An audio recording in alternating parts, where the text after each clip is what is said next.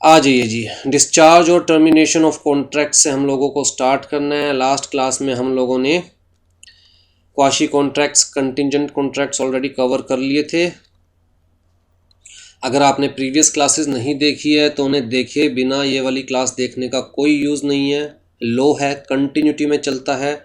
जो चीज़ previous classes में discuss हो चुकी है वो समझोगे तभी आगे का समझ में आएगा। हाँ जी, डिस्चार्ज और टर्मिनेशन ऑफ कॉन्ट्रैक्ट। देखिए, अभी तक हम लोगों ने पढ़ा कि भैया कोई ऑफर देगा, कोई उसे एक्सेप्ट करेगा तो जी प्रोमिस बनेगा। प्रोमिस में अगर हम कंसिडरेशन ऐड करेंगे तो जी एग्रीमेंट बनेगा। राइट। एग्रीमेंट के अंदर अगर लीगल एनफोर्सेबिलिटी होगी तब जाके कॉन्ट्रैक्ट बनेगा। कॉन्ट्रैक्ट के क्या क्या एसेंशियल एलिमेंट्स होने चाहिए, कहता है जी सेक्शन 10 ने बताया, और उसी के अकॉर्डिंग हम लोगों ने कॉन्ट्रैक्ट के सारे एसेंशियल एलिमेंट्स कवर किए। प्लस कहता है जी हमने फ्लॉज कवर किए, कॉन्ट्रैक्ट में क्या क्या कमियां हो सकती है। ठीक है। अब बात आती है जी, कॉन्ट्रैक्ट में एक बार आपने एंटर कर लिया, कॉन्ट्रैक्ट बन गया, तो या तो वो डिस्चार्ज करोगे आप। डिस्चार्ज करने का मतलब जो अपना पार्ट है वो परफॉर्म करोगे आप और सामने वाला अपना पार्ट परफॉर्म करेगा, उसके बाद कॉन्ट्रैक्ट ख़त्म। या फिर कोई ना कोई अपने पार्ट परफॉर्म नहीं करेगा तो कॉन्ट्रैक्ट टर्मिनेट हो जाएगा। राइट। तो बेसिकली हम लोग क्या कहेंगे कि या तो परफॉर्मेंस ऑफ कॉन्ट्रैक्ट होगा या फिर टर्मिनेशन होगा। अगर परफॉर्मेंस ऑफ कॉन्ट्रैक्ट होगा तो दोनों पार्टीज खुश, जो दोनों ने प्रॉमिस किया था वो पूरा किया, दोनों अपने अपने घर खुशी से बैठेंगे। राइट। जैसे ए और बी के बीच में प्रॉमिस हुआ था कि ए अपनी कार बी को 10 लाख रुपीज़ में देगा, तो ए ने बी को अपनी कार दे दी, बी ने ए को 10 लाख रुपीज़ दे दिए, बात ख़त्म। दोनों के बीच में अब कोई लीगल राइट से ऑब्लिगेशंस नहीं रहा, दोनों ने अपना अपना पार्ट परफॉर्म कर दिया। लेकिन दूसरा सिनेरियो क्या है कि हो सकता है इन दोनों में से कोई अपना पार्ट परफॉर्म ना करे या ना कर पाए। राइट। तो एक तरफ तुम कहेंगे ब्रीच ऑफ कॉन्ट्रैक्ट। ब्रीच का मतलब कॉन्ट्रैक्ट तोड़ना। बड़े सिंपल से वर्ड्स में कॉन्ट्रैक्ट तोड़ने को हम क्या कहते हैं, ब्रीच ऑफ कॉन्ट्रैक्ट। या फिर पॉसिबिलिटी है कि कॉन्ट्रैक्ट इम्पॉसिबल हो जाए,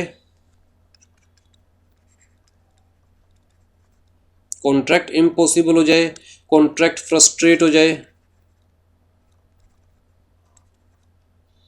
ठीक है। कॉन्ट्रैक्ट इलीगल हो जाए, कॉन्ट्रैक्ट अनलॉफुल हो जाए। तो इन केसेस के अंदर पार्टीज चाहकर भी कॉन्ट्रैक्ट को पूरा नहीं कर सकती। बात समझ रहे हैं आप? भाई दो ही चीज हो सकती है, या तो कॉन्ट्रैक्ट परफॉर्म किया जाएगा बाय द पार्टीज या फिर कॉन्ट्रैक्ट टर्मिनेट हो जाएगा। कॉन्ट्रैक्ट परफॉर्म किया जाएगा तो दोनों अपनी अपनी लीगल ऑब्लिगेशन से फ्री, दोनों अपने अपने घर खुश। या कॉन्ट्रैक्ट टर्मिनेट किया जाएगा, टर्मिनेशन के केस में कहता है या तो जानबूझकर किसी पार्टी ने कॉन्ट्रैक्ट तोड़ दिया, अपना पार्ट परफॉर्म नहीं किया, या फिर कहता है जी किसी वजह से कॉन्ट्रैक्ट इम्पॉसिबल हो गया, फ्रस्ट्रेट हो गया, इलीगल हो गया, अनलॉफुल हो गया। तो उस केस में पार्टीज चाहे तो भी अपना पार्ट परफॉर्म नहीं कर सकती, और उस केस में भी हम क्या कहेंगे कि कॉन्ट्रैक्ट इज टर्मिनेटेड। तो कुल मिलाकर दोनों ही केस में पार्टीज क्या हो जाएगी, डिस्चार्ज। यहाँ पर बट ऑब्वियस सी बात है, you can claim the damages, but यहाँ पर डैमेजेस मिलेंगे नहीं मिलेंगे वो केस टू केस डिपेंड करता है। क्योंकि अगर किसी भी पार्टी के का कोई फॉल्ट नहीं है, उसके बावजूद भी कहता है कुछ टर्म्स एंड कंडीशंस इम्पॉसिबल हो गई जिसकी वजह से कॉन्ट्रैक्ट परफॉर्म नहीं किया जा सकता। अब किसी पार्टी ने डिफॉल्ट तो नहीं किया, किसी पार्टी की गलती तो नहीं है, कहता है सिचुएशन चेंज हो गई, सिनेरियो चेंज हो गया, कुछ लॉ एंड ऑर्डर में चेंजेस आ गए, इकोनॉमिक एक्टिविटीज़ में चेंजेस हो गई, वॉर छिड़ गया हमारे कंट्री के बीच में और दूसरे कंट्री के बीच में, युद्ध हो गया, महाभारत हो गई। तो उस केस में पार्टीज क्या कर सकती है? तो अगर पार्टीज की गलती नहीं है तो भैया you cannot claim the damages, आप सिंपली पार्टी को ये कह सकते हो कि ठीक है, मैंने आपको जो बेनिफिट दिया, जो एडवांटेज दिया, वो मेरा वापस दे दो, but you can not claim the damages. तो डिपेंड करता है कि जो इम्पॉसिबिलिटी है, फ्रस्ट्रेशन है, इलीगलिटी है, अनलॉफुल है, ये चीज़ जो है वो पार्टीज ने इंटेंशनली प्लान किया है या पार्टीज इनोसेंट है। अगर पार्टीज इनोसेंट है तो you can not claim the damages. हाँ, इंटेंशनली प्लान किया है कुछ ना कुछ, और उस प्लानिंग की वजह से चीज़ें इम्पॉसिबल हो गई, या चीज़ें फ्रस्ट्रेट हो गई, या चीज़ें इलीगल बन गई, या चीज़ें अनलॉफुल बन गई, तो कहता है then you can claim the damages. ठीक है, तो कुल मिला के डैमेजेस मिलेगा या नहीं मिलेगा, कहता है डिस्चार्ज तो हो जाएगी ना पार्टीज, तो इसलिए हमने क्या कहा, डिस्चार्ज ऑफ कॉन्ट्रैक्ट। ठीक है, डिस्चार्ज और टर्मिनेशन ऑफ कॉन्ट्रैक्ट। अब यहाँ पर आपकी बुक में भी दिया हुआ है और मेरे नोट्स में भी दिया हुआ है कि हमारे पास जी इन सारे वेज में एक कॉन्ट्रैक्ट ख़त्म किया जा सकता है। कैसे? कहता है पहला तो परफॉर्मेंस ऑफ द कॉन्ट्रैक्ट, की कॉन्ट्रैक्ट परफॉर्म कर दो, जो दोनों पार्टीज़ की ऑब्लिगेशंस हैं वो फुलफिल हो जाएगी तो कॉन्ट्रैक्ट ख़त्म हो जाएगा। या फिर म्यूचुअल कंसेंट और बाय एग्रीमेंट। अब जी म्यूचुअल कंसेंट से पार्टीज़ एक दूसरे को फ्री कर दे कि भाई तू भी अपना पार्ट परफॉर्म मत कर, मैं भी अपना पार्ट परफॉर्म नहीं करूँगा, तो दोनों ने म्यूचुअल कंसेंट से एक दूसरे को फ्री कर दिया। या जो पुराना एग्रीमेंट था उसके बदले नया एग्रीमेंट बना लिया। जैसे मान के चलिए कि आप मेरे पास आते हैं मेरा एक रूम रेंट पे लेने के लिए, तो हमारे बीच में कॉन्ट्रैक्ट हो जाता है क्या, कि मैं आपको अपना रूम रेंट पे दूंगा, बदले में आप मुझे 1000 रुपीज़ पर मंथ रेंट देंगे। ठीक है, लेकिन ये पार्ट परफॉर्म करने से पहले ही आपको लगता है यार एक रूम में काम नहीं चलेगा, कम से कम 2 रूम तो चाहिए ही चाहिए, तो आप फिर मेरे पास आते हैं, आप कहते हैं जी एक रूम नहीं 2 रूम चाहिए। मैं कहता हूँ कोई दिक्कत नहीं, आप 2 रूम ले लीजिए रेंट पर, और रेंट 2000 रुपीज़ पर मंथ दे दीजिएगा। तो जी हमने पुराने कॉन्ट्रैक्ट को साइड कर दिया और नए कॉन्ट्रैक्ट में एंटर कर गए, तो पुराने कॉन्ट्रैक्ट के अंदर जो भी लीगल राइट्स एंड ऑब्लिगेशंस थे वो डिस्चार्ज हो गए। अब हमें पुराने कॉन्ट्रैक्ट को देखने की ज़रूरत नहीं है, राइट।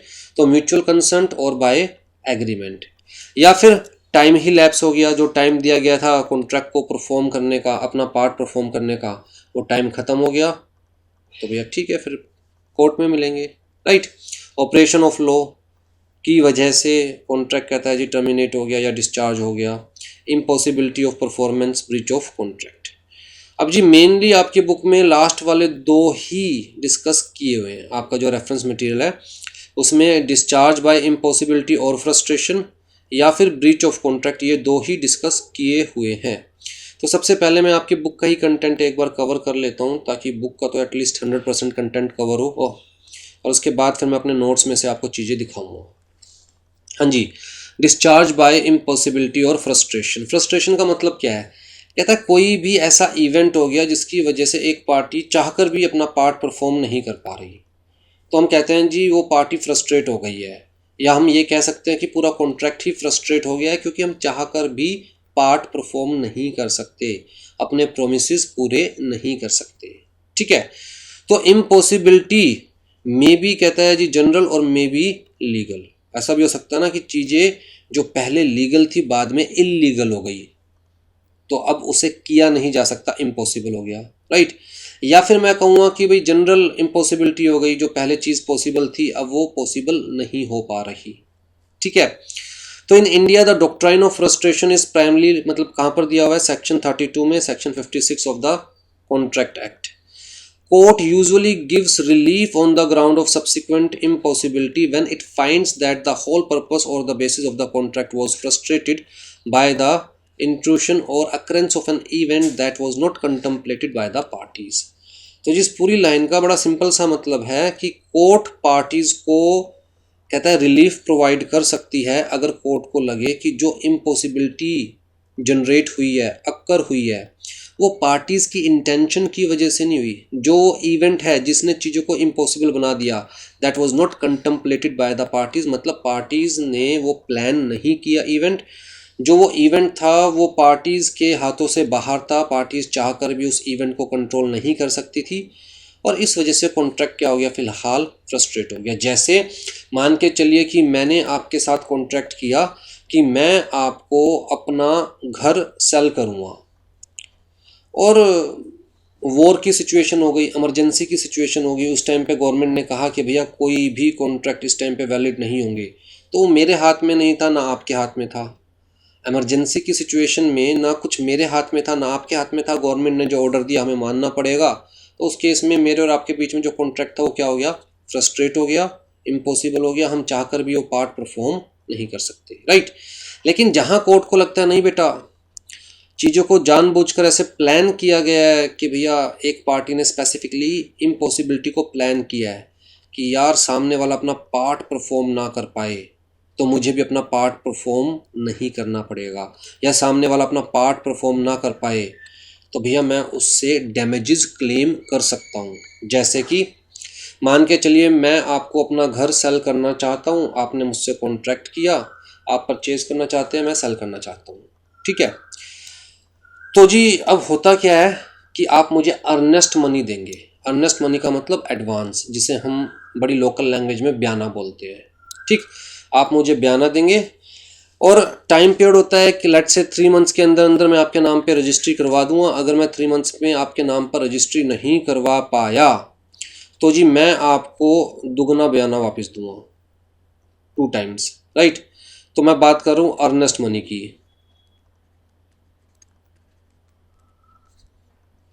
अर्नेस्ट मनी या एडवांस मनी या ब्याने की बात कर रहा हूँ। तो जी टर्म्स एंड कंडीशंस क्या डिसाइड हुई आपके और मेरे बीच में कि अगर मैं 3 मंथ्स के अंदर अंदर अपने घर की रजिस्ट्री आपके नाम नहीं करवा पाया तो मैं आपको दुगना वापस दूंगा ब्याना। आपने मुझे 1 लाख दिया था ब्याना, तो मैं आपको 2 लाख रुपए वापस दूंगा, ठीक है।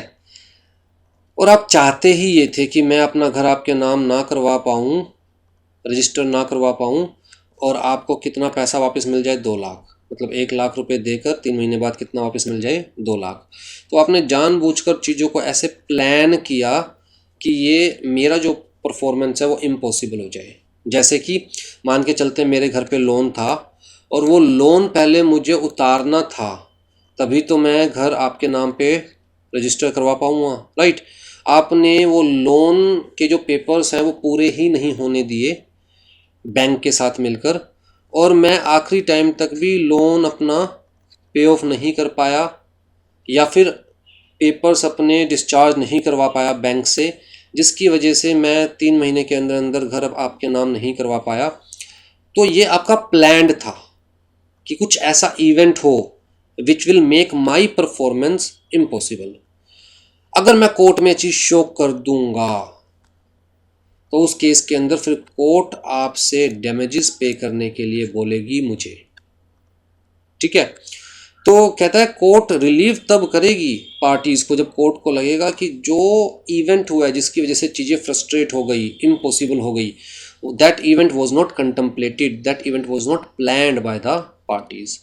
Court also grants relief where one of the parties was or could have been aware of such a contingency happening and the other party was not. मतलब कोर्ट कहता है कि जहां एक पार्टी को पता था कि यार ये कॉन्ट्रैक्ट पॉसिबल ही नहीं है, फिर भी उसने दूसरी पार्टी के साथ कॉन्ट्रैक्ट में एंटर किया, ये पता होते हुए कि कॉन्ट्रैक्ट पॉसिबल ही नहीं है, वो अवेयर था इस चीज़ को लेकर। अगर कोर्ट में ये प्रूव हो जाएगा तो जिस पार्टी जो इनोसेंट पार्टी है वो डैमेजेस क्लेम कर सकती है, मतलब कोर्ट इनोसेंट पार्टी को रिलीफ ग्रांट करेगी, right. Before invoking the doctrine of impossibility it must be shown that the event which was produced the frustration was one party which has produced the frustration was one which the parties to the contract did not foresee। तो clear cut मतलब वही चीज़ बता रखी है कि जो भी event है, जो भी सिचुएशन है, that was foreseen by the parties, चाहकर भी पार्टीज ये चीज़ डिटरमाइन नहीं कर सकती थी कि ऐसा कुछ भी हो सकता है। तो जी कोर्ट को साफ साफ लगना चाहिए कि पार्टीज ने कुछ भी ऐसा प्लान नहीं किया है, किसी भी पार्टी ने, जिसकी वजह से ये कॉन्ट्रैक्ट फ्रस्ट्रेट हुआ है या इम्पॉसिबल बना है, ठीक है। अगर कोर्ट को पता चल गया कि किसी एक पार्टी ने ऐसा कुछ प्लान किया है तो कोर्ट इनोसेंट पार्टी को रिलीफ दिलवाएगी, plus innocent party can claim the damages against that culprit party, ठीक है। A contract which is entered into to perform something that is clearly impossible is void. ये चीज़ तो हम पढ़ चुके हैं. हमने जो essential elements of a contract पढ़ा था या contracts which shall be considered as void जो हमने पढ़ा था, उसमें clear cut लिखा था ना that performance impossible है तो contract is void. जैसे कि कहता है A और B के बीच में एक एग्रीमेंट हुआ कि A जादू से खजाना ढूंढेगा, ठीक है. कहता है दैट इज इम्पॉसिबल, जादू से खजाना ढूंढना. तो such kind of agreements are void. The agreement is void by the virtue of section 56 para 1 which lays down the principle that an agreement to do an impossible act in itself is void. कहता some time subsequent impossibility, कि जब हमने contract बनाया तब तो possible था, बाद में इम्पॉसिबल हो गया. जैसे एग्जांपल डिस्कस किया था प्रीवियस क्लासेस के अंदर कि मेरे और आपके बीच में कॉन्ट्रैक्ट हुआ कि मैं आपको गोल्ड सेल करूंगा. तो जब हमने कॉन्ट्रैक्ट किया तब सब कुछ वैलिड था, एज पर लॉ था. बाद में गवर्नमेंट ने नोटिफिकेशन निकाल दिया that private parties can't sell the gold. तो मतलब कुछ बाद में ऐसा हुआ which make things impossible, right. तो कहता है उस केस के अंदर, जैसे कि यहाँ पर दे रखा है where the impossibility supervenes after the contract has been made. तो इम्पॉसिबिलिटी तब पैदा हुई जब कॉन्ट्रैक्ट ऑलरेडी बन चुका था. तो जब बना था तब सब कुछ ठीक था. तो कहता है जी the performance of a contract unlawful या स्टैंड्स डिस्चार्ज्ड. तो उस केस के अंदर या तो कॉन्ट्रैक्ट अनलॉफुल हो जाएगा, और अनलॉफुल हो गया तो इट स्टैंड्स डिस्चार्ज्ड. मतलब उस केस में किसी भी पार्टी को अपना पार्ट परफॉर्म करने की ज़रूरत नहीं है. और अगर आपने गोल्ड लेने के लिए मुझे कुछ एडवांस दे भी दिया था तो भैया आपको रिलीफ मिलेगा, वो पैसा आपको वापस दिया जाएगा, ठीक है. जैसे कि अगर एक सिंगर का कॉन्ट्रैक्ट हुआ टू सिंग, लेकिन वो सिंगर इतनी बीमार हो गई कि डॉक्टर ने उसे गाना गाने के लिए मना कर दिया. तो कहता है ये कुछ ऐसा है जो कि सिंगर के हाथ में नहीं था. मान के चलते हैं सिंगर को थ्रोट कैंसर हो गया एग्रीमेंट में एंटर करने के बाद. तो कुछ ऐसा है जो सिंगर के हाथ में नहीं था, और अब सिंगर चाहकर भी गाना नहीं गा सकती, अपना पार्ट परफॉर्म नहीं कर सकती. तो इस केस के अंदर such contract shall be considered as void. In this connection, para 2 of section 56 provides that a contract to do an act which after the contract is made becomes impossible or by reason of some event which the promisor could not prevent unlawful becomes void. तो कुल मिलाकर वही बात repeat की जा रही है. इस पैराग्राफ में भी वही बात रिपीट की गई है जो हमने डिस्कस की है. पढ़ना चाहे तो पढ़ लीजिएगा. हाँ जी. तो इस केस लॉ के अंदर कोर्ट ने क्या ऑब्जर्व किया? सुप्रीम कोर्ट ने कहा कि the word impossible has not been used here in the sense of physical और लिटरल इम्पॉसिबिलिटी. कहता है सिर्फ वो बात नहीं है कि यार फिजिकली इम्पॉसिबल है इस चीज़ को पूरा करना, या लिटरली इम्पॉसिबल है इस चीज़ को पूरा करना. कहता है अगर कॉन्ट्रैक्ट के पीछे का जो मोटिव है वो ही फ्रस्ट्रेट हो गया तो चाहे पॉसिबल भी हो तब भी उसे इम्पॉसिबल कंसिडर किया जाएगा. जैसे मान के चलते हैं कि आप मेरे पास CS एग्जीक्यूटिव की कोचिंग लेने आते हैं, आपने मुझे पैसे भी दे दिए, मैंने कोचिंग देना स्टार्ट भी कर दिया, और बाद में गवर्नमेंट ने कहा कि भैया CS एग्जीक्यूटिव की coaching private institutes, private tutors नहीं दे सकते, आपको ICSI के रीजनल काउंसिल चैप्टर्स में ही कोचिंग लेनी पड़ेगी. अब जब ये गवर्नमेंट का ऑर्डर आ गया तो चाहे पॉसिबल है कि मैं आपको कोचिंग दूं, वैसे तो पॉसिबल है ना, कोचिंग दे सकता हूं मैं आपको, आप मुझसे कोचिंग ले भी सकते हो, लेकिन जो अल्टीमेट मोटिव था कोचिंग का वो फ्रस्ट्रेट हो गया कि मुझसे ली हुई कोचिंग वैलिड मानी ही नहीं जाएगी, आपको ICSI से ही कोचिंग लेनी पड़ेगी. कहता है even that is impossibility of the contract. तो जरूरी नहीं है कि चीज़ें सिर्फ फिजिकल इम्पॉसिबल हो या लिटरली इम्पॉसिबल हो. कहता है अगर कुछ भी ऐसा होता है which frustrate the very fundamental objective of the contract, तो कहता है उस केस के अंदर very foundation of the contract, तो उस केस में मान के चला जाएगा कि हाँ कॉन्ट्रैक्ट इज नाउ इम्पॉसिबल, ठीक है. अब यहाँ पर आपको एक एग्जांपल दिया हुआ है. कहता है A और B के बीच में एक कॉन्ट्रैक्ट होता है जिसके अकॉर्डिंग A B को अपना एक प्लॉट सेल करेगा, ठीक है. A B को अपना प्लॉट सेल करेगा, लेकिन कॉन्ट्रैक्ट होने के बाद वॉर, कंट्री में वॉर की सिचुएशन आ जाती है, और टेम्परेरली गवर्नमेंट उस प्लॉट को एक्वायर कर लेती है वॉर के टाइम पर। ठीक है, गवर्नमेंट को चाहिए होगा आर्म्स एंड एम्यूनिटीज़ के लिए, किसी भी चीज़ के लिए गवर्नमेंट एक्वायर कर लेती है आपके प्लॉट को टेम्परेरली। तो जी ए बी को कहता है भैया अपना एडवांस वापस ले ले, कॉन्ट्रैक्ट तो पूरा हो नहीं सकता। बी कहता है नहीं भैया मुझे तो स्पेसिफिक परफॉर्मेंस चाहिए। स्पेसिफिक परफॉर्मेंस का मतलब क्या होता है, जो जैसा डिसाइड हुआ था वैसा ही आपको करना पड़ेगा। तो डिसाइड ये था आप मुझे अपना प्लॉट दोगे और आपको मुझे प्लॉट देना पड़ेगा। तो बात कोर्ट में जाती है। कोर्ट कहता है देखिए यहाँ पर कोई टाइम लिमिट तो डिसाइड की नहीं थी आप लोगों ने कि कितने टाइम के अंदर अंदर प्लॉट दिया जाएगा, और अगर वॉर छिड़ गई है टेम्परेली गवर्नमेंट ने प्लॉट एक्वायर कर भी लिया तो ऐसा तो नहीं है परमानेंटली प्लॉट आपके हाथ से चला गया है। तो आगे जाकर प्लॉट आपको वापस मिलेगा, जब प्लॉट वापस मिलेगा तो आप बी को दे दीजिएगा। तो कहता है ये जो टेम्परेरीली चीज़ों को चेंज किया जाता है या सिचुएशंस चेंज हो जाती है, कंडीशंस चेंज हो जाती है, इसकी वजह से कॉन्ट्रैक्ट फ्रस्ट्रेटेड नहीं माना जाएगा। ठीक है, हाँ कोई चीज़ परमानेंटली ही इम्पॉसिबल हो गई which cannot be performed even in the near future, कहता है then in that case contract may be considered as impossible. फिर जी ब्रीच ऑफ कॉन्ट्रैक्ट की बात करते हैं जी। कहता है जी ब्रीच दो तरह की हो सकती है। अच्छा, ये टेंडर परफॉर्मेंस का मतलब क्या होता है, जैसे मान के चलिए कि मैं आपको ऑफर कर रहा हूँ I am ready to perform my part, but आप अपना पार्ट परफॉर्म करने के लिए तैयार नहीं है। तो जो मैं आपको ऑफर कर रहा हूँ that I am ready to perform my part, that is I am tendering my performance. ठीक है, तो where the promisor neither perform his contract nor does he tender the performance, ना तो अपना पार्ट परफॉर्म करता है ना परफॉर्म करने के लिए कहता है कि मैं करूँगा। और where the promise performance is defective, तो मान के चलेंगे there is a breach of contract. Defective का मतलब आपने मुझे 100 पेन सेल किए ये वाले और सारे के सारे पेन खराब थे, तो आपकी परफॉर्मेंस क्या हो गई, डिफेक्टिव। तो there is a breach of contract और कोर्ट में जाऊंगा, आपके अगेंस्ट केस फाइल करूंगा, डैमेजेस क्लेम करूंगा, जो पैसा आपको दिया था वो भी रिकवर करूंगा। ठीक है, तो कहता ब्रीच ऑफ कॉन्ट्रैक्ट में भी एक्चुअल और एंटीसिपेटरी। अब इन दोनों में क्या डिफरेंस है।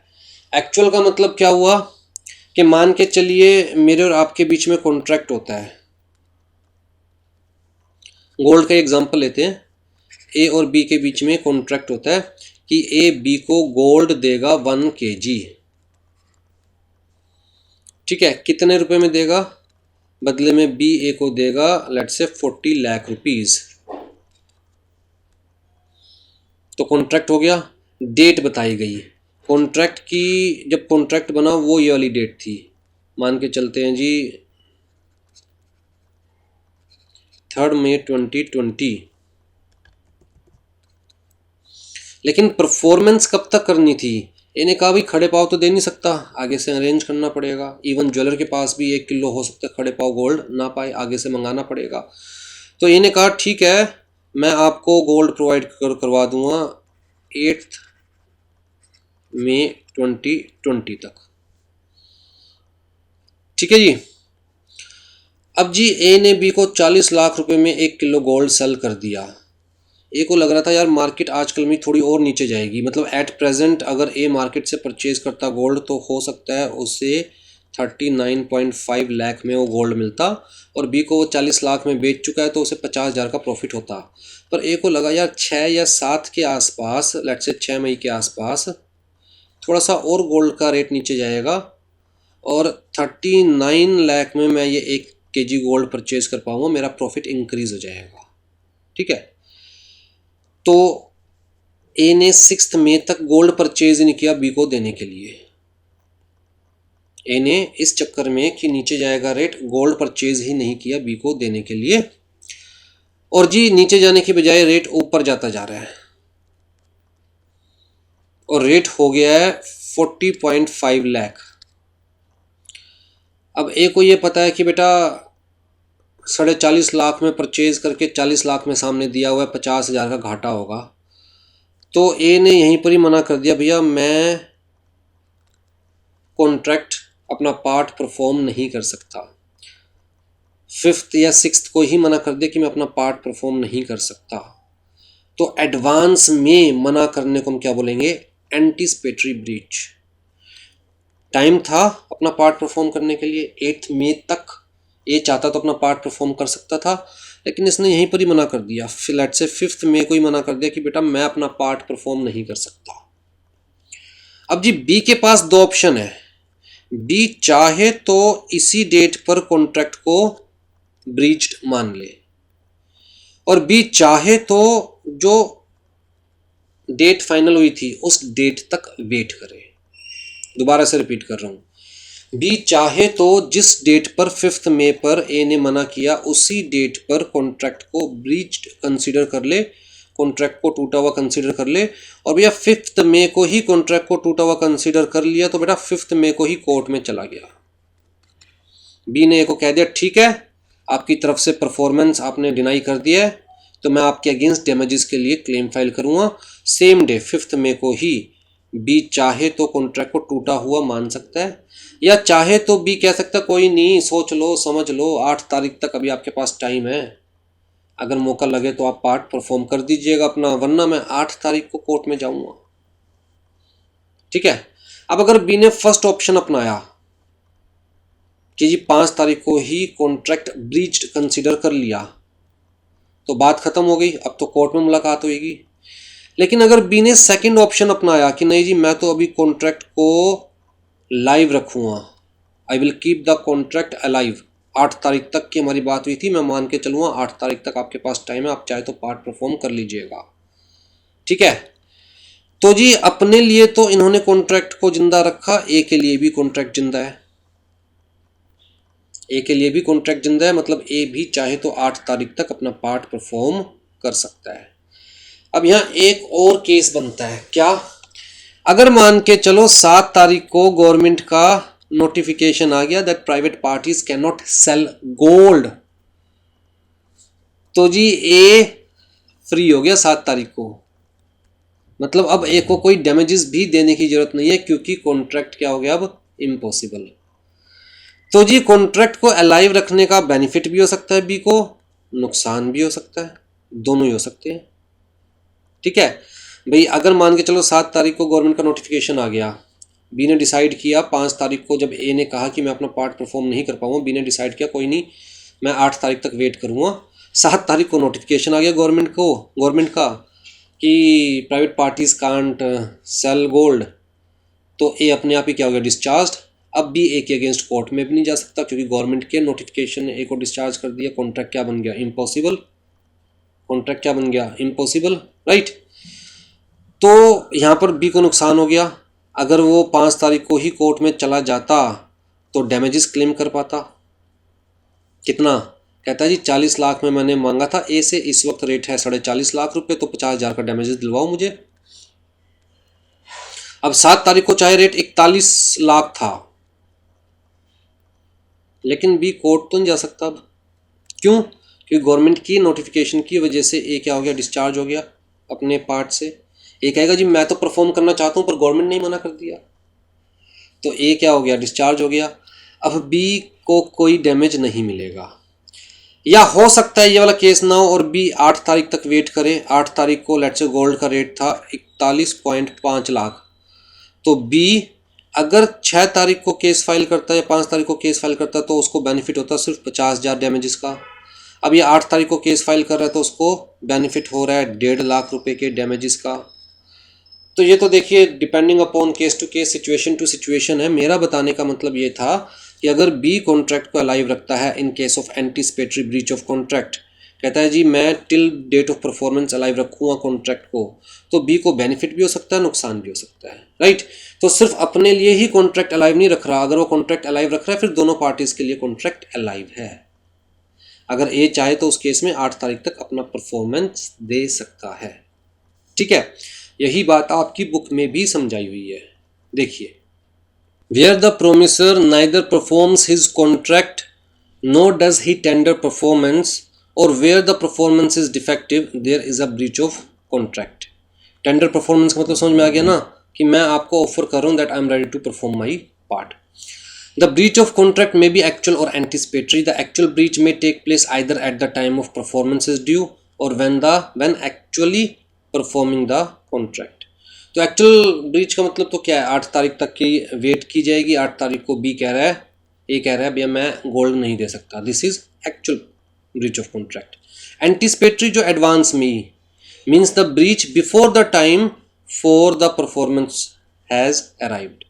This may also take place in 2 veg.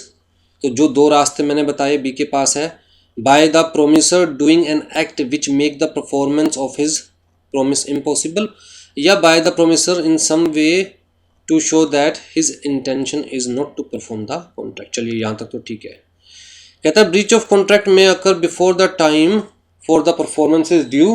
This may happen where one of the parties definitely renounce the contract and shows his intention not to perform it or does some act which make the performance impossible। या तो साफ साफ कह दे भैया मैं नहीं perform कर पा रहा, जैसे 6 तारीख को ही या 5 तारीख को ही ए ने कह दिया था, या कुछ ऐसा कर दे जो सामने वाली पार्टी को क्लियर कर दे कि अपना पार्ट परफॉर्म नहीं करेगा।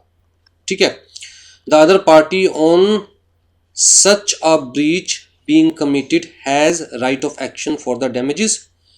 कहता है he may either sue for the breach of contract immediately, मतलब 5 तारीख को मना किया था ए ने कि मैं गोल्ड नहीं दे पाऊंगा, तो बी चाहता तो इमीडिएटली 5 तारीख को ही उस ब्रीच को एक्सेप्ट कर लेता और ए के अगेंस्ट केस फाइल कर देता, और wait till the actual date when the performance is due, या फिर बी 8 तारीख तक वेट करेगा, ए को कहेगा कोई दिक्कत नहीं है जी 8 तारीख तक आपने अपना पार्ट परफॉर्म करना था, आपके पास टाइम है, सोच लो समझ लो, अगर 8 तारीख तक दिल करे तो अपना पार्ट परफॉर्म कर लीजिएगा। I am keeping this contract alive, आपने मना कर दिया उसके बावजूद I am keeping this contract alive till 8, right. और अगर 8 तारीख को भी बंदा अपना पार्ट परफॉर्म नहीं कर रहा then sue for breach. If the promisee adopts the latter course, अगर वो 8 तारीख तक वेट कर रहा है, राइट, तो he keeps the contract alive for the benefit of the promisor as well as for his own benefit. तो जी अगर 8 तारीख तक वेट कर रहा है बी, तो कॉन्ट्रैक्ट उसके लिए भी जिंदा है और ए के लिए भी जिंदा है, और ए चाहे तो 8 तारीख तक उस केस में अपना पार्ट परफॉर्म कर सकता है। कहता है he remains liable under it and enables the promisor not only to complete contract in spite of the previous repudiation, मतलब प्रीवियसली डिनाइल के बावजूद कहता है वो सामने वाले को कह रहा है कि अपना पार्ट परफॉर्म कर सकते हैं, but also avail himself of any excuse for non performance which may have come into existence before the time fixed for the performance. इसका मतलब कहता है बी सामने वाले के लिए कॉन्ट्रैक्ट भी अलाइव रख रहा है, प्लस अपने आप को कोई नॉन परफॉर्मेंस का जो एक्सक्यूज दे सकता है ए। जैसे हमने कहा ना 7 तारीख को गवर्नमेंट का नोटिफिकेशन आ गया कि जी प्राइवेट पार्टीज गोल्ड सेल नहीं कर सकती, तो ए को तो एक्सक्यूज मिल गया कि भैया मैं तो अपना पार्ट परफॉर्म करने के लिए तैयार था, गवर्नमेंट के नोटिफिकेशन की वजह से अब मैं अपना पार्ट परफॉर्म नहीं कर सकता। कहता है याद रखना कि ऐसा कोई जो एक्सक्यूज पॉसिबल है उसके लिए भी तैयार रहना अगर आप कॉन्ट्रैक्ट को अलाइव रख रहे हो तो। ठीक है जी। हाँ जी, यहाँ पर एक एग्जांपल दिया हुआ है वही कि ए ने बी को हायर किया जॉब पर, कोरियर कमेंसिंग एम्प्लॉयमेंट में, राइट, जॉब पर हायर किया। कब? कहता है जी फ्रॉम 1 जून, बट उससे पहले ही जॉब ज्वाइन कब करनी थी? 1 जून को, बट उससे पहले ही उसने ए ने बी को लिख दिया कि भैया मैं अपना जो एग्रीमेंट है वो रेपुडिएट कर रहा हूँ, मतलब मैं जो कॉन्ट्रैक्ट है वो ख़त्म कर रहा हूँ, मैं आपको जॉब पर नहीं रख रहा। ठीक है, तो कॉन्ट्रैक्ट होने के बाद वो मना कर दिया ए ने बी को। तो जी बी अगर चाहे तो इमीडिएटली ए के अगेंस्ट केस फाइल कर सकता है, या चाहे तो 1 जून तक वेट कर सकता है। तो जी डिसाइड हुआ कि B was immediately entitle to sue. अगर बी चाहता तो वो इमीडिएटली केस फाइल कर सकता था, उसे 1 जून तक रुकने की ज़रूरत नहीं थी। चाहे तो वो 1 जून तक वेट करना चाहे तो कर सकता है, राइट। अब यहाँ पर अगला जो केस दिया हुआ है ये देखिए, इसमें बता रखा है कि A hired B ship to carry a cargo from Russia. तो ए ने बी के शिप को हायर किया रशिया से सामान मंगाने के लिए। Later on B repudiated the contract, बाद में बी ने कॉन्ट्रैक्ट को रेप्यूडिएट कर दिया कि भैया मैं अपना शिप नहीं दे रहा। ठीक है, ए ने कहा कोई नहीं, अभी टाइम है, सोच लो, अभी से मैं कॉन्ट्रैक्ट को ख़त्म नहीं कर रहा, I am keeping this contract alive. तो ए ने बी के अगेंस्ट कोई एक्शन नहीं लिया। कहता है जी उस दौरान देश में वॉर छिड़ गई बिटवीन रशिया एंड ब्रिटेन। जब वॉर हो गई रशियन ब्रिटेन, तो जी बी चाहकर भी अब अपने शिप से सामान नहीं ला सकता रशिया से। तो बी को एक्सक्यूज़ मिल गया कि मैं तो चाहता था कॉन्ट्रैक्ट को परफॉर्म करना, लेकिन अब वॉर हो गई है रशिया और ब्रिटेन के बीच में, तो it is not possible to perform my part. तो कहता है इस केस के अंदर A lost his right to sue B for damages by his delay. ठीक है जी, तो ये सब था, यहाँ पर वही चीज़ डिस्कस की हुई है जो मैंने आपको बताया है। अब जी रेमेडीज़ क्या है for the breach of contract. कहता है जी एक तो रेमेडी है resign the contract and refuse further performance of the contract. सामने वाले ने मना कर दिया, मैं भी मना कर दूंगा, मैं भी अपना पार्ट परफॉर्म नहीं करूंगा। दूसरी चीज़ सू फॉर डैमेजेस, डैमेजेस के लिए कोर्ट में क्लेम किया जा सकता है, या फिर सू फॉर स्पेसिफिक परफॉर्मेंस। कहता है डैमेजेस नहीं चाहिए, मुझे तो वही चाहिए जो कॉन्ट्रैक्ट में डिसाइड हुआ था, specifically in case of immovable property, जैसे लैंड का केस है। अब कोर्ट कहती है कि यार सामने वाला अपना ये वाला जो प्लॉट है नहीं दे रहा, तो आप डैमेजेस ले लो। मैं कहता हूँ कोर्ट को कि भैया ये प्लॉट इस जगह पर पूरी धरती में एक ही है ना, ये प्लॉट इस जगह पर पूरी धरती पर एक ही है ना। अगर मैं बात कर रहा हूँ कि भैया इस प्लॉट का नंबर है 111, दिल्ली में है, रोहिणी में है, सेक्टर 2 में है, प्लॉट नंबर 111 है, तो ये तो एक ही है ना।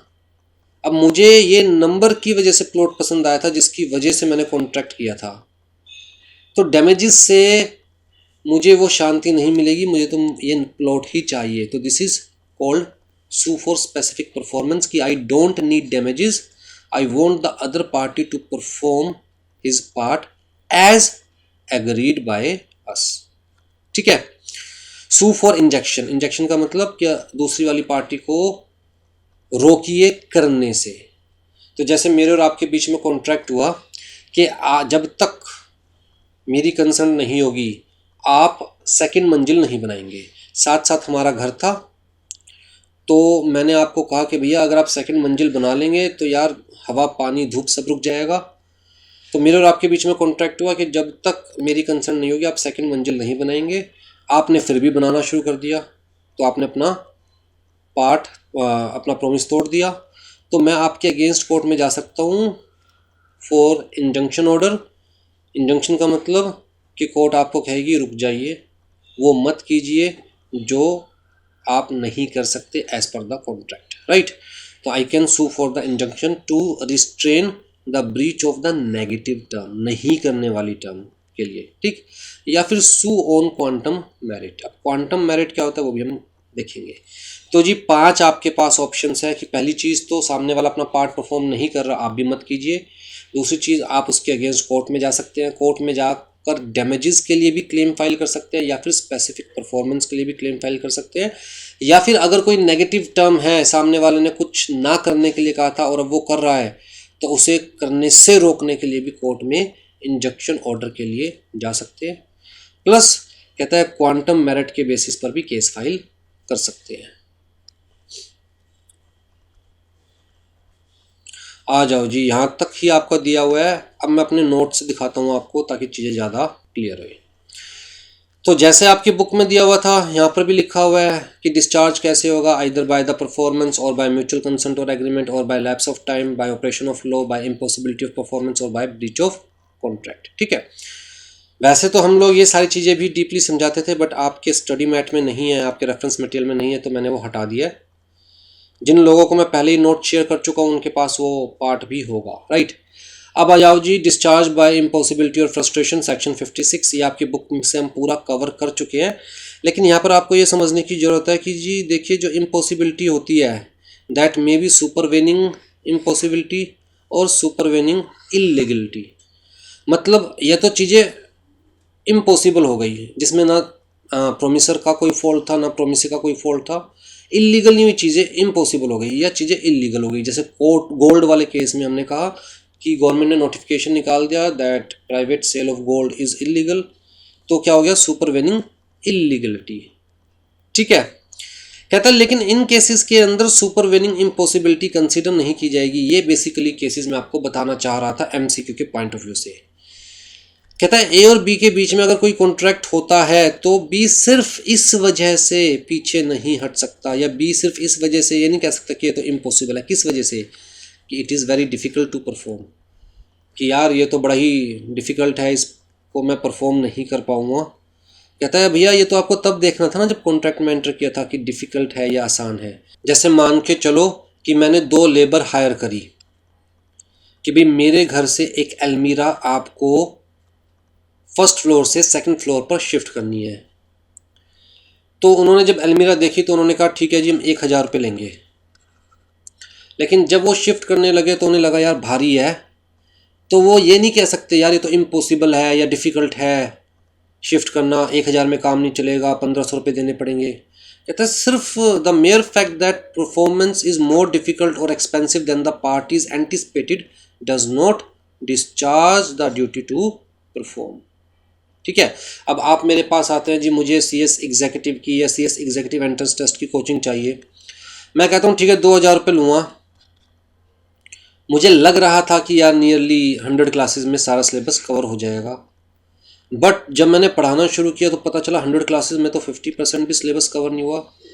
तो मैं ये नहीं कह सकता भाई मैं नहीं पढ़ाता आगे। मुझे तो लगा था 2000 रुपये में मैंने इसलिए हाँ भरी थी, मुझे लगा था 100 क्लासेस में सिलेबस ख़त्म हो जाएगा, बट ये तो बहुत ही लेंदी सिलेबस है भैया, 2000 में मेरे बस की नहीं परफॉर्म करना, इट इज़ इम्पॉसिबल। तो कोर्ट कहता है बेटा आप सिर्फ इस वजह से कि चीज़ें ज़्यादा डिफ़िकल्ट है, ज़्यादा एक्सपेंसिव है, अपने पार्ट से पीछे नहीं हट सकते।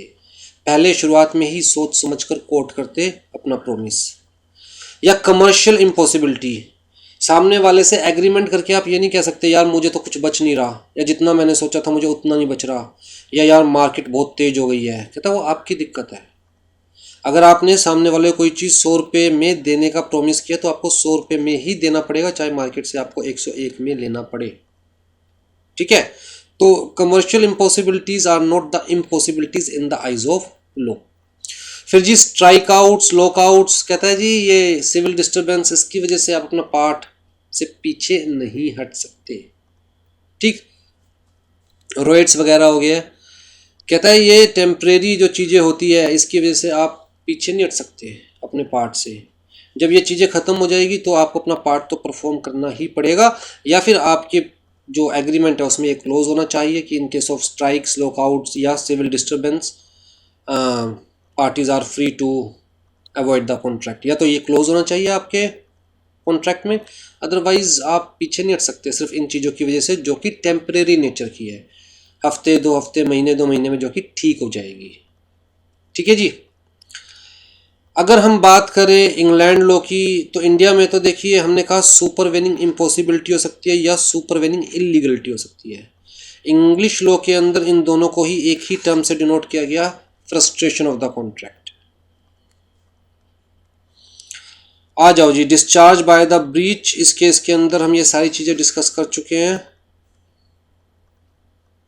रेमेडीज कहता है जी resign the contract and refuse further performance, damage, sue for damages, sue for specific for performance, sue for injunction to restrain the breach of negative term and sue on quantum merit। अब जी यहाँ पर जो आपको असली चीज़ समझाने की है जो मैं चाहता था, डैमेजेस 2 तरह के होते हैं, एक तो लिक्विडेटेड, एक अनलिक्विडेटेड। जो मतलब आपके रेफरेंस मटेरियल से हट के मैं आपको नॉलेज देना चाहता था कि डैमेजेस 2 तरह के होते हैं, एक लिक्विडेटेड, एक अनलिक्विडेटेड।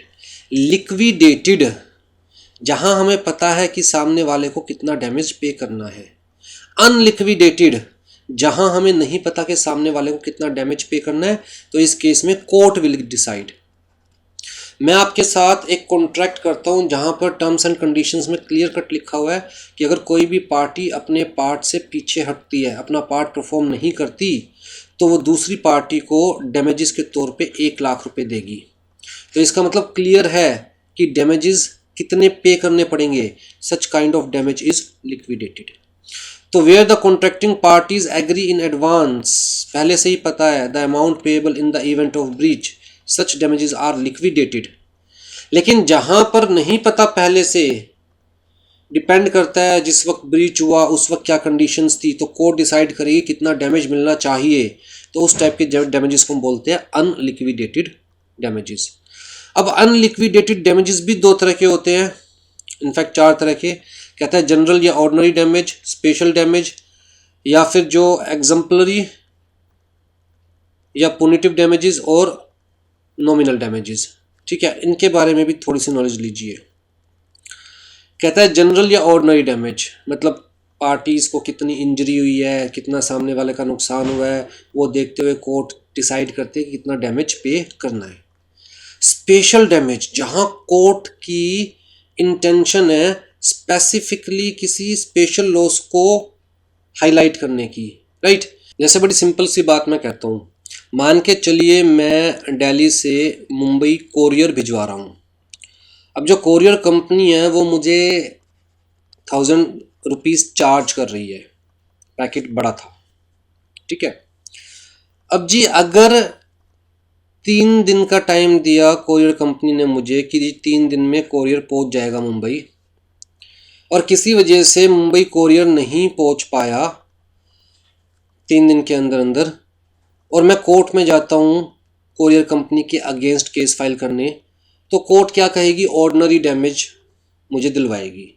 हो सकता है ये 1000 रुपये जो मैंने दिए थे कोरियर कंपनी को ये दिलवा दे, उसके अलावा और ऑर्डिनरी डैमेजेस 100 रुपये, 200 रुपये, 500 रुपये एज पर द कंडीशंस।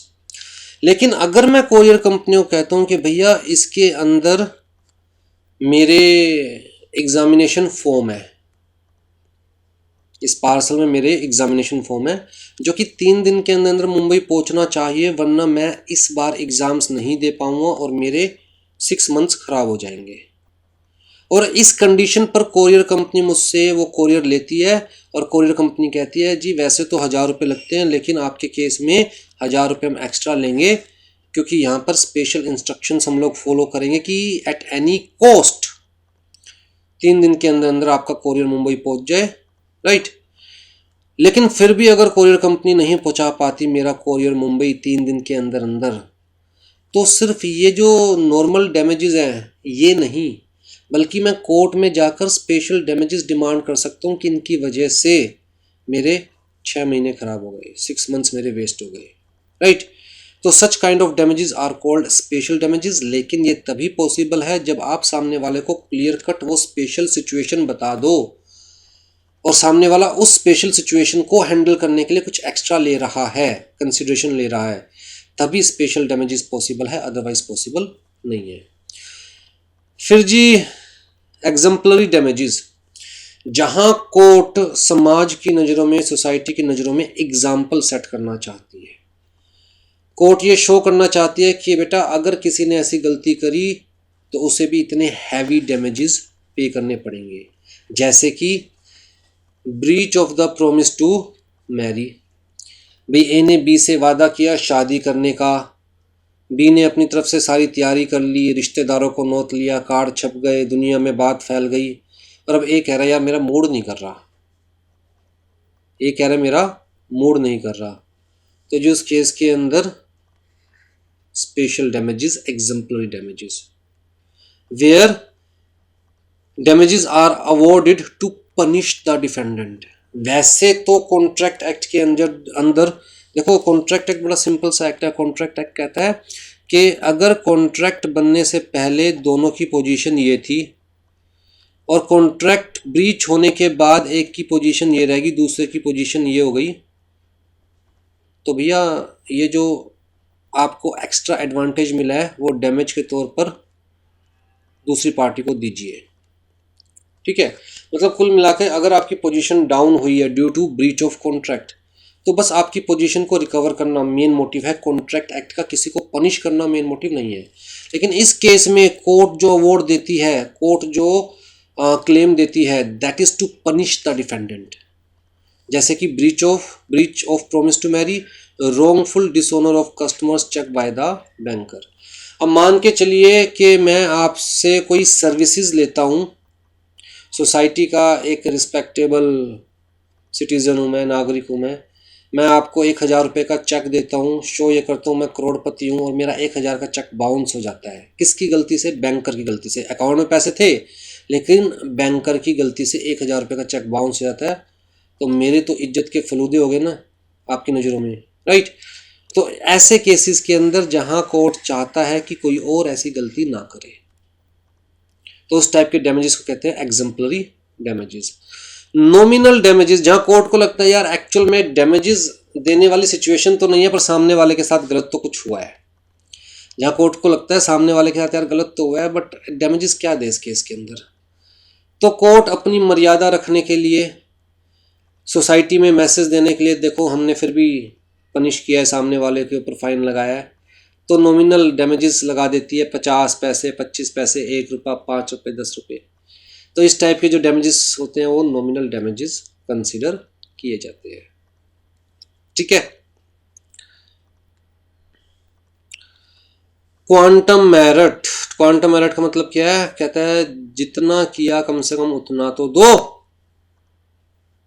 जितना किया कम से कम उतना तो दो।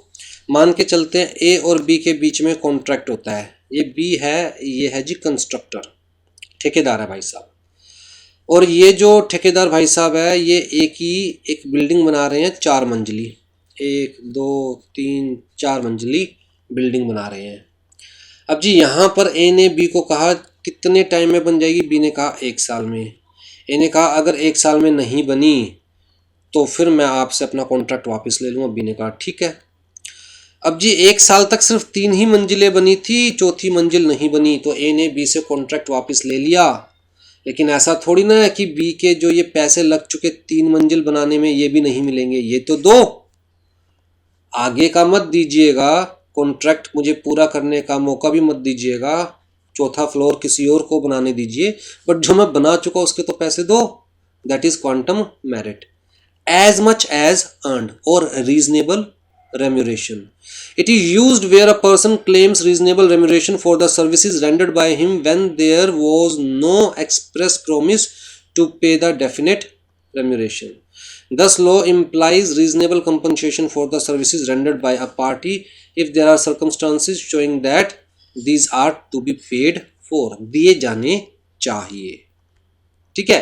तो ऐसा केस हो सकता है, या ऐसा केस हो सकता है जहां पर प्राइस डिटरमाइन नहीं किया गया, या चाहे प्राइस डिटरमाइन नहीं किया गया at the time of making the contract, पर रीजनेबल प्राइस तो दो जो काम किया मैंने उसके बदले, ठीक है।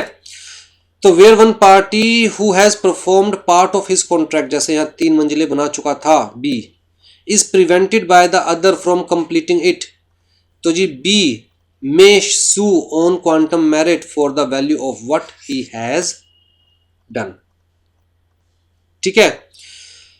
तो जी कॉन्ट्रैक्ट एक्ट का एक पार्ट कंप्लीट हो गया, और next part is contract of indemnity and guarantee. ये जो नेक्स्ट पार्ट है यहाँ पर हमारे पास 3 बेसिकली सब पार्ट है। एक तो contract of indemnity and guarantee, एक है जी बेलमेंट एंड प्लेज, और एक है एजेंसी। आपका जो स्टडी मैट है उसके अंदर contract of indemnity and guarantee cover किया हुआ है, और सीधा फिर एजेंसी कवर किया हुआ है, मतलब बेलमेंट और प्लेज कवर नहीं किया हुआ। लेकिन मैं फिर भी what is bailment, what is pledge, ये आपको ज़रूर बताऊँगा ताकि आपको थोड़ी सी नॉलेज तो हो। अगर बाई चांस MCQ आ जाए या फिर उस नॉलेज के बेसिस पर इस पार्ट में कोई MCQ सॉल्व करना पड़े तो आप कम से कम वो कर पाए, ठीक है। तो आई थिंक 2 क्लासेस और लगेगी हमारी and contract act will be over. चलिए जी, टेक केयर।